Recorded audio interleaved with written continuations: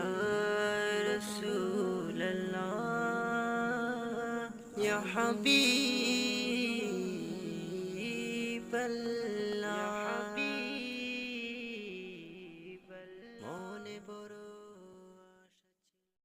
یو محترم پوښتنه کړې ده، وایي که یو څوک دوکان رانیسي او بیا په دغه دوکان کې تجارت شروع کړي، د خرڅلاو سامان آلات ورته راوړي یا خوراکي توکي ورته راوړي،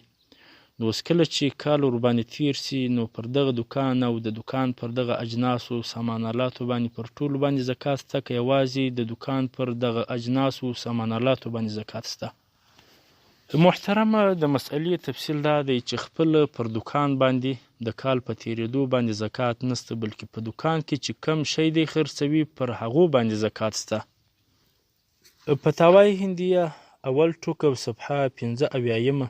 همداراز بدائع دوهم ټوک او صفحه 1 او همداراز محیط البرهانی دوهم ټوک او صفحه 155 همداراز فتاوى الزکات